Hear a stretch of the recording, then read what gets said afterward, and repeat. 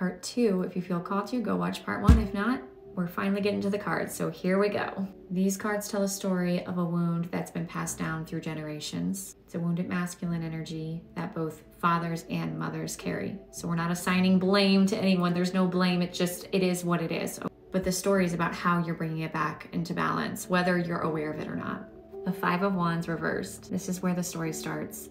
It shows someone living in an inner battleground that didn't start with them.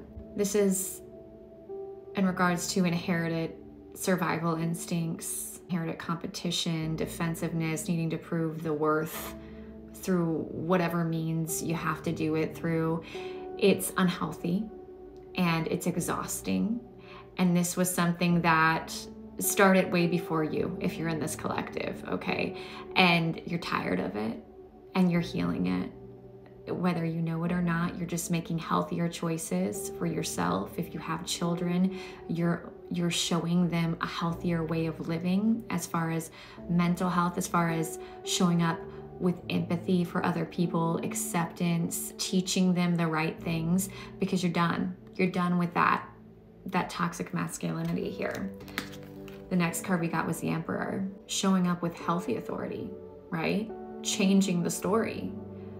Taking accountability, even though you weren't alive for it, seeing it, learning about what it is that's affecting you in your life, because these patterns from your ancestors, from your bloodline, they're ingrained in you, and learning about it, you're shifting that, right? But you're taking accountability, you're learning it, and you're turning it into a healthy authority. You have a deeper understanding of healing the fear that power means control. It doesn't mean control. Leading your life with integrity and respect, and having respect for others despite who they are. Connecting with the healthy father within you that is protecting but without suppressing, that is strong but vulnerable. And this 10 of Wands, this is talking about the awareness of that burden, okay? You can't just drop it and forget about it. This is something that was ingrained in you, that was passed down from your father, mother, and their parents, blah, blah, blah, blah, blah. It's been ingrained in you. You can't just,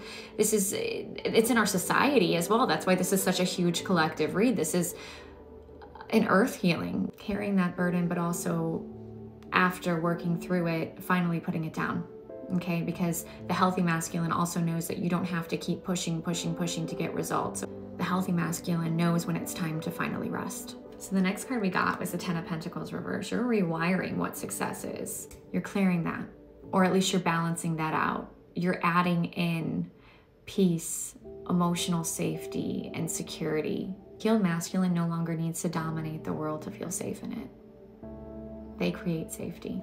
The old masculine ideal was legacy through achievement, wealth, and status, but usually at the cost of being able to be emotional and connected and even kind sometimes. Winning at a cost. Next card was 7 of Wands reversed. That defense mechanism is coming down. The idea that vulnerability equals danger. A lot of you may be called to research your lineage. I've been getting signs everywhere to look into my Celtic background, which I don't know much about, but I've been getting signs all over the place for that. So this could be a message just for you to look into that and look into all parts of it, not just the things that you can have pride in, but the things that you may carry shame from, right, in your blood. That's something that is passed down. So that's something that you may get hints, because this whole healing that everyone's doing, it's a collective healing. Everyone's playing their part and doing it differently, okay? And different things are going to come up for you, but it's something around softening the masculine into more of a healthy one, to where they're not controlling. I mean, the reverse Emperor is the past, the upright Emperor is the future, and everyone in this collective, you make a difference. I love the last card that came out. It's the 6 of Cups. This is a reminder of what it was like to be balanced, the innocence of a new start. There's children on the card. There's a nurturing energy to this card. The masculine's allowed to be nurtured, okay? And the masculine's allowed to be nurturing as well. And the masculine's allowed to be forgiven. This card is a reminder of what balance felt like before fear messed it up or distorted it. Releasing that fear, releasing the shame, and rewiring it and not passing that down through your bloodline if you choose to have children, but also through your actions in society, who you are as a person, how you show up. This is a rewiring of behavioral patterns as well, because you make an impact. Every action, there's a consequence. If you stayed for most of this message, you most likely are aware of energy, right? Or you suspect it. You may not completely understand it, which is why you watch these messages, which is why it's great to share if you receive these types of messages, because we do go through similar, I call them blueprints, lesson plans, and we can help each other, right? By coming together, because we are working collectively, energetically. We really are. We're making a difference, and we're doing it for the earth, you know? So I'm gonna pull a Lightworker Oracle card, and I'll just get a closing message for you guys. The story is still unraveling. It's gonna continue to unravel. Just live consciously, be aware of the signs that are being sent to you. Journal. Very synchronistic things that happen. They're not just coincidences. Pay attention to that. Spiritual decree came out. You're very much connected.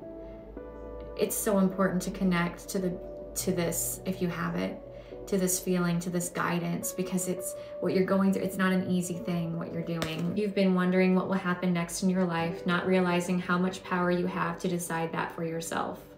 What do you wish to have happen next? Are you willing to use your divine birthright of free will, voice, and empowerment to set the cosmic wheel into motion? If the answer is yes, then it's time to speak your truth to the universe. Decree it and you shall be it. And then I want to jump down. It says, divine destiny is not something that just happens to you, but it is something that you co-create. Live consciously, right? As a living spiritual being with free will and divine love beating in your heart. The universe unfolds according to its own genius, of course, but you are responsible for the words, beliefs, and intentions you express that are the seeds of your personal creations. You're planting new seeds too, by the way. The universe then responds in its own wise and powerful way. Big responsibility, that 10 of Wands there, okay?